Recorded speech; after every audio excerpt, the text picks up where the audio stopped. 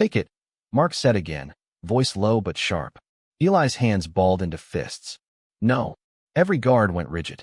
Mark's eyes narrowed. Why not? Eli lifted his chin, even though his voice trembled. Because if I take that, you'll think I helped your son for money. I didn't. I'm poor, but I'm not a thief.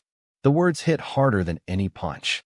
Mark stared at him, anger tightening his jaw, guilt softening his shoulders, confusion flickering in his eyes, something like respect settling beneath it all. Eli looked at Caleb, who was still reaching for him. If you think I'm trouble, fine. But he laughed with me. That's enough.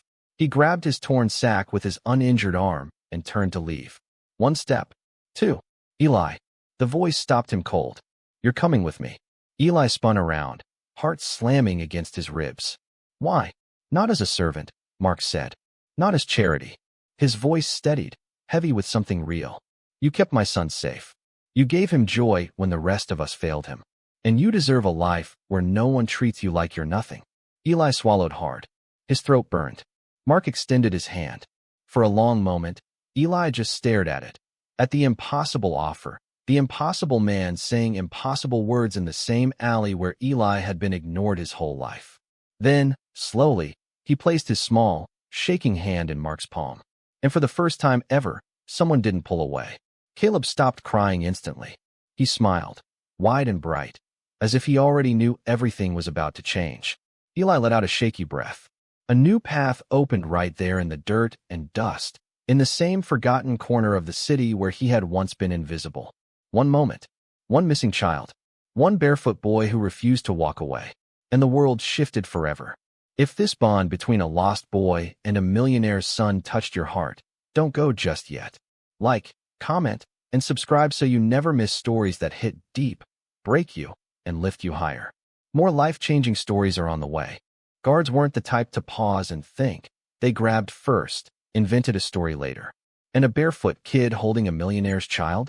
They wouldn't bother dragging him to the police.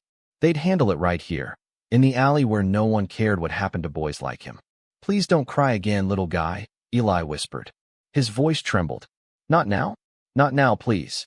But Caleb only stared at him with bright, trusting eyes.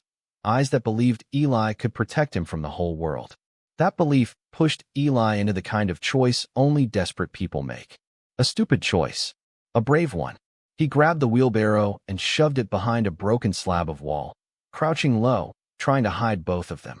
His heartbeat pounded so violently, he thought his ribs might crack. Sweat dripped down his face, streaking the dirt into muddy trails. But life didn't wait. A guard rounded the corner and spotted movement immediately. Hey, over there. Eli froze. The guard charged. Heavy boots thundered across the concrete. Eli jumped in front of the wheelbarrow, spreading his thin arms as if he could shield Caleb with his own body. A rough hand clamped around his arm. Pain ripped up his shoulder, and Eli cried out. What did you do to the baby? The guard barked. Nothing. I didn't take him. I swear he was alone. He was crying. Eli's voice cracked. The guard shoved him hard, and he hit the ground, elbows scraping open on the rough pavement. Blood smeared across the dirt. The wheelbarrow rattled, and Caleb whimpered, sensing the fear around him. Don't, Eli begged, pushing himself halfway up. Please, don't scare him. He laughs with me. Just don't. The guard raised a hand to strike. Before it fell, a voice roared through the alley. Stop. Everything went still. Eli turned, and there he was. Mark Harrison, the man whose face filled billboards, news interviews, company brochures. But this wasn't the polished version. This man looked wrecked, shirt wrinkled, hair tousled, breath sharp and uneven, eyes wild with terror. Not a CEO, not a billionaire. A father who thought his child was gone. His gaze locked on Caleb. Then the wheelbarrow. Then Eli. Eli lowered his eyes quickly. I didn't take him, sir. I swear. I found him crying. He was all alone. I just didn't want him scared. Mark stepped closer, staring at the baby like he was seeing him for the first time in minutes that felt like hours. Caleb looked at his father, but didn't smile, didn't reach, didn't settle. Instead, he leaned forward, tiny arms stretching toward Eli. Mark froze mid-step. The guards exchanged baffled looks. No, Eli whispered to Caleb under his breath. Not now, please. But Caleb whimpered, reaching harder. A heavy silence fell over the alley, thick as smoke. Mark's eyes finally settled on Eli, really looked at him. The dirt smudged across his cheeks, the cuts on his arms, the ribs showing through the thin fabric of his torn shirt, his bruised, bare feet, and his trembling hands, not from guilt, but fear. "What did you do with my son?" Mark asked, his voice low, rough, dangerous. Eli swallowed. He was crying so loud. Nobody was there. "I thought he was lost. I put him in the wheelbarrow so he'd calm down." He laughed. "That's all I did, sir. I swear." One of the guards stepped forward. "Sir, maybe he was trying to shut the kid up." Mark spun on him, shouting so fiercely the alley shook. "Enough!" He scooped Caleb into his arms, but the baby twisted away from him and reached desperately for Eli. When Eli didn't step forward, Caleb burst into full-body sobs, shrill and shaking. Mark's jaw tightened.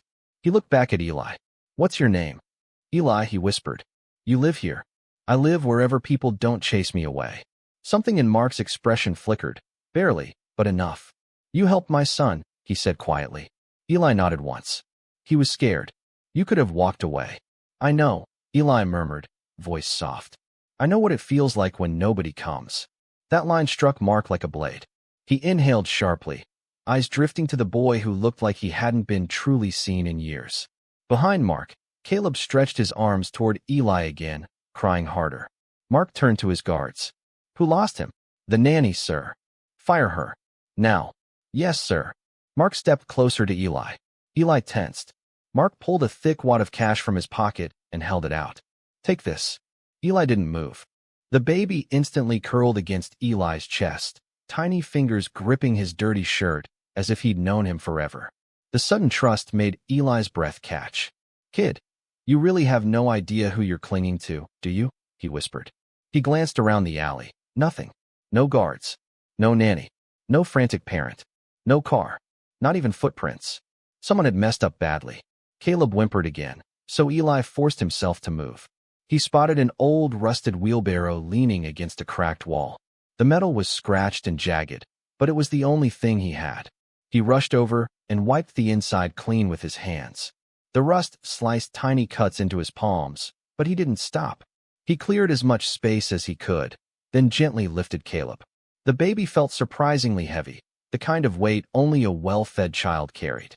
"Man," Eli muttered, "you eat better than kings." Caleb stared at him with watery eyes, then suddenly broke into the biggest, sun-bright grin Eli had ever seen.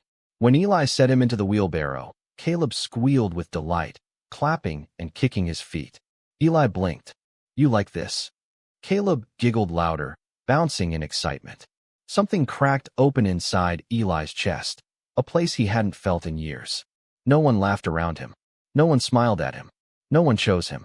But this baby, this rich, golden baby, was happy because of him. Eli grabbed the handles and pushed slowly. Caleb squealed louder. Eli pushed faster, and the baby threw his head back, laughing so hard his tiny body shook. And then Eli laughed too. Real, unfiltered laughter, the kind he didn't think existed in him anymore. For a moment, he wasn't a hungry boy dragging scrap for coins. He wasn't the invisible kid everyone stepped around. He felt like something else, someone older, stronger, a big brother. He ran up and down the alley, dust exploding beneath his bare feet. The wheelbarrow rattled, Caleb giggled until he hiccuped, and the broken alley filled with a joy that didn't belong there. "Look at you," Eli whispered, breathless. "Laughing like I gave you the whole world." But the moment shattered. Heavy footsteps thundered at the far end of the alley. A man's voice exploded through the air. Panic. Spread out. "My son. Someone find my son." Eli froze.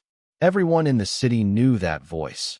Mark Harrison, the millionaire whose shadow stretched farther than the buildings he owned. If he found Eli here, pushing Caleb in a rusted wheelbarrow, Eli knew exactly how this story ended for boys like him. His heart hammered. His hands tightened around the handles. Caleb sat inside the metal tub, still laughing, still clapping, completely unaware of the storm rushing toward them. What Eli didn't know was how the chaos started 20 minutes earlier.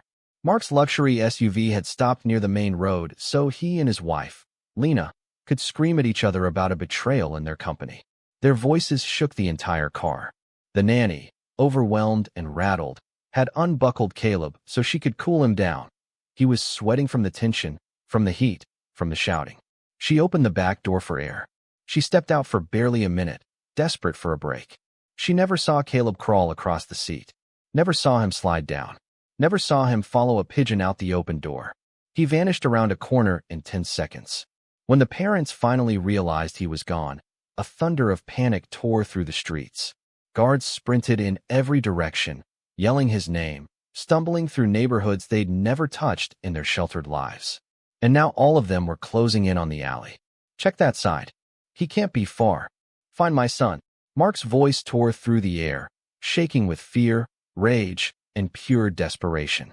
Eli stood frozen, trembling. He'd seen what powerful men did when they thought someone touched what was theirs. And now, those footsteps were almost at the corner. The narrow back street shimmered under the late morning heat as a small barefoot boy trudged through it, dragging a torn canvas bag almost as big as him. His shirt hung in tired threads off his thin shoulders, and every step made his ripped jeans scrape against his legs. His stomach twisted and rumbled, but he barely noticed anymore. Hunger was a familiar ache, constant, faithful, the one thing that never forgot him. His name was Eli, 8 years old, a scrap collector who survived on whatever metal, plastic, or broken pieces he could trade for a few coins. And today had been one of the worst. The junk dealer yelled at him for bringing worthless trash and kicked at his bag. A man shoved him off the curb. A shop owner smacked his hand just for standing too close. Eli didn't cry. Tears didn't earn food. Tears didn't make anyone kinder. He wiped his face with the back of his wrist and kept walking. Then he heard it. A sharp, trembling sound cut through the alley. A baby's cry. Not a fuss, not a whine, a terrified scream. Eli stopped instantly. No babies ever came through this part of town. Poor families lived miles away, and rich families never stepped foot anywhere near these cracked brick walls. The cry came again, louder, panicked. Eli dropped his bag. He followed the sound around a dented metal dumpster and froze. A baby, maybe a year old, sat on the dusty ground, face red from crying, wearing clean cream-colored clothes that didn't belong in a place like this. His tiny hands shook as he reached out, desperate, terrified. A small gold bracelet glimmered on his wrist, engraved with 2 letters. CH. Eli swallowed hard. A rich kid. The kind of child who lived behind tall gates with guards who chased boys like him away without a word. But the baby, Caleb, he guessed, lifted both arms toward Eli and wailed, begging for comfort. Eli stumbled back. Don't do that, he whispered. If someone sees me touching you, I'm done for. But Caleb didn't stop. His cries grew sharper, his breath hitching like he couldn't catch air. Eli's fists tightened. Anyone who walked by would assume he was trying to steal the child. No one would listen. No one ever listened to boys like him. But leaving a scared baby alone in a filthy alley? Eli couldn't. He knew exactly how it felt to cry and have no one turn around. He stepped closer, voice shaking. Hey, little man. It's okay. I'm here. I won't leave you. He reached out and touched Caleb's arm. Gently, carefully, as if he were touching something he wasn't allowed to even look at. If you love real emotional stories, hit subscribe. We post one every day.